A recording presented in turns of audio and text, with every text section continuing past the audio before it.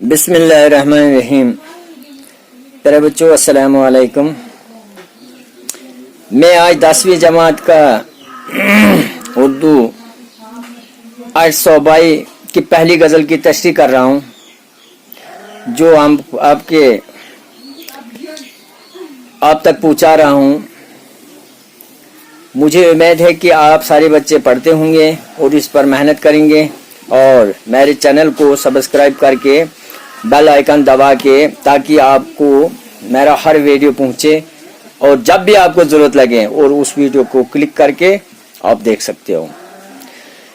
तो साथ में अरसोबाई को ख़त्म करके मैं ग्रामर शुरू करूंगा और ऐसी गलती ना करना कि आप तक वीडियो ना पहुंचे। शुक्रिया, वस्सलामु अलैकुम। बिस्मिल्लाहिर्रहमानिर्रहीम। प्यारे बच्चों, अस्सलामु अलैकुम। मैं अरसोबाई की गज़ल की तशरीह कर रहा हूँ आज, जो पेज नंबर 145 है, 145, 10वीं जमात की किताब, उर्दू किताब अरसोबाई की पहली गज़ल।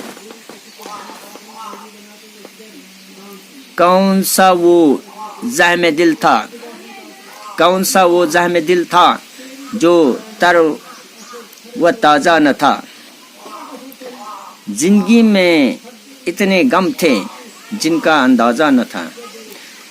शायर अरसोबाई शायर में फरमाते हैं कि वो कौन सा जख्म था,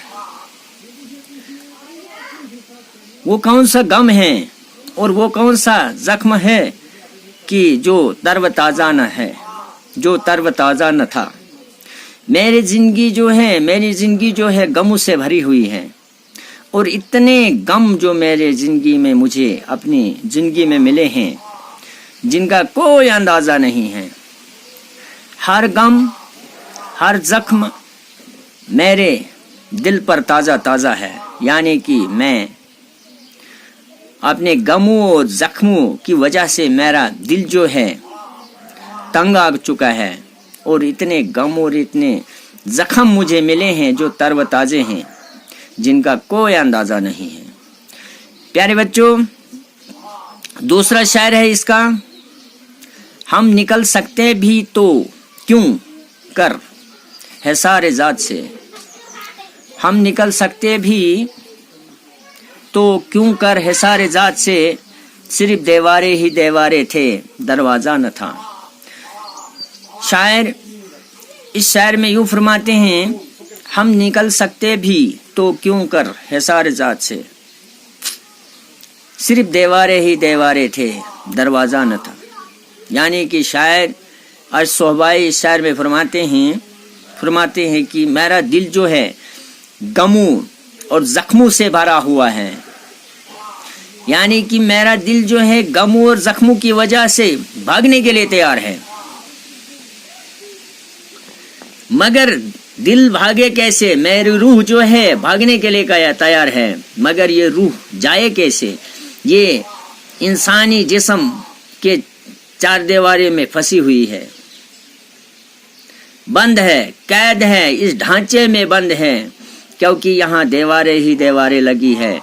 क्योंकि जिस्म के अंदर जो रूह है, प्यारे बच्चों, अरसोबाई का मकसद यूँ है कि मेरा दिल जो है गमों और जख्मों की वजह से इस चार दीवारी से भागना चाहता है। जो चार दीवारी में कैद है मेरी रूह, मेरा दिल, ये जख्मों और इस गमों की वजह से मेरा रूह जो है इस ढांचे से भागना चाहती है। ये दिल मेरा भागना चाहता है, मगर यहाँ दीवारें ही दीवारें हैं। इंसानी जिस्म के अंदर जो रूह है, ये यहाँ पर कोई दरवाज़ा नहीं है। अगर दरवाज़ा होता तो यकीनन मेरे रूह जो इन गमों और ज़ख्मों की वजह से भाग जाती, मगर मेरा दिल जो है, यहाँ मेरे दिल को भागने के लिए कोई दरवाज़ा, मेरी रूह को कोई दरवाज़ा मिल नहीं रहा है, वरना भागने के लिए तैयार है। फिर तीसरा शायर है इसका बच्चों। उसके आँखों से नमाया थी मोहब्बत की चमक, उसकी आंखों से नमाया थी मोहब्बत की चमक, उसके चेहरे पर नाए तहजीब का गजा न था। शायर 822 शायर में फरमाते हैं उसकी आंखों से नमाया थी मोहब्बत की चमक, यानी उसकी आंखों से, इसके माने यूं हैं कि मेरे महबूब के आंखों से मोहब्बत की चमक नजर आ रही थी, यानी कि मेरे महबूब के चेहरे पर मोहब्बत की चमक नजर आ रही थी, मगर मेरे महबूब के चेहरे पर नाए तहजीब का गजा न था। यानी कि नाए तहजीब जो है, नाए तहजीब एक बेरुखी की तहजीब है, यानी कि नाए तहजीब का कोई तरीका नहीं था। मोहब्बत की चमक नजर आ रही थी मगर तरीका पुराना ही था कि मेरे महबूब की चेहरे पे, मेरे महबूब की आंखों से जाहिर थी मोहब्बत, यानी कि मोहब्बत की चमक जो है जाहिर हो रही थी, मगर मेरे महबूब के चेहरे पर नाए तहजीब की, यानी कि नाए तहजीब का कोई तरीका न था, क्योंकि नाए तहजीब जो है एक बेरुखी दिखाती है हमें। फिर इससे आगे यूं बढ़ते हैं, 822 मक्ता में क्या फरमाते हैं, अर्श उनकी झील सी आंखों का इसमें क्या कसूर, अर्श उनकी झील सी आंखों का इसमें क्या कसूर, डूबने वालों को गहराई का अंदाजा न था।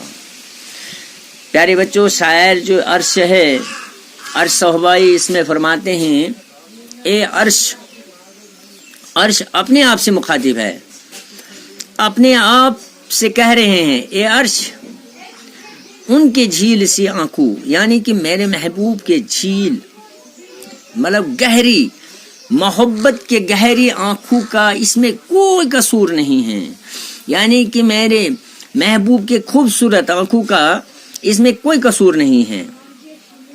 ए अर्श इसमें डूबने वालों का कसूर है, अर्श ये तुझे अपना कसूर है, तूने महबूब के गहराई का अंदाजा नहीं लगाया, यानी कि मेरे महबूब के झील सी आंखों, यानी कि आंखों, खूबसूरत आंखों की क्या गहराई है, कितनी गहरी है ये मोहब्बत, ये इश्क जो हमें, यानी कि हमारी जिंदगी बर्बाद भी कर सकती है, तबाह कर सकती है।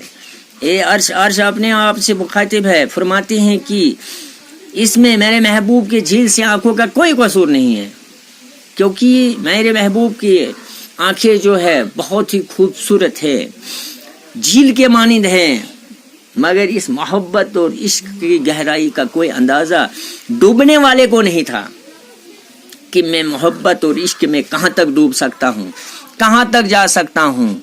यानी कि शायर यहाँ पर अपने आप से मुखातिब है कि ये डूबने वाले, यानी कि अर्श अपने आप से मुखातिब है, कहता है ए अर्श ये तुझे अपना कसूर है, ये डूबने वाले का कसूर है, क्योंकि उसको गहराई का, मोहब्बत और इश्क के गहराई का कोई पता नहीं था, कोई अंदाजा नहीं लगाया उसने ये, वरना कसूर महबूब के झील सी, महबूब की खूबसूरत आंखों का कोई कसूर नहीं है। अगर कसूर है ये डूबने वाले का कसूर है, इसलिए अर्श अपने आप को वहां पर कसूरवार ठहराता है, क्योंकि इश्क और मोहब्बत एक ऐसी चीज है जो जिंदगी फना कर सकती है। यानी कि अर्श की ये एक इशारा है, और ये अर्श जो है अपने आप को यही खताब कर रहे हैं, अपने आप से यही कह रहे हैं इस मक्ता में, कहते हैं कि यहाँ महबूब की खूबसूरत आंखों का कोई कसूर नहीं। अगर कसूर है, जो महबूब की झील जैसे आंखें, खूबसूरत आंखें देखकर इस मोहब्बत में, इश्क में जो डूबा, वो डूबने वाले का कसूर है, क्योंकि उसको वो कोई अंदाजा नहीं लगा कि इसकी गहराई क्या है। समंदर जैसी गहराई है मोहब्बत और इश्क का, इसमें जितना डूबो उतना, यानी कि उतना बेड़ा गर्क, यानी कि उतनी जिंदगी फना हो सकती है। इसलिए शायर अर्श जो है यहाँ पर यूं अपने आप से खिताब कर रहे हैं, अपने आप से कह रहे हैं। शुक्रिया, वस्सलामु अलैकुम।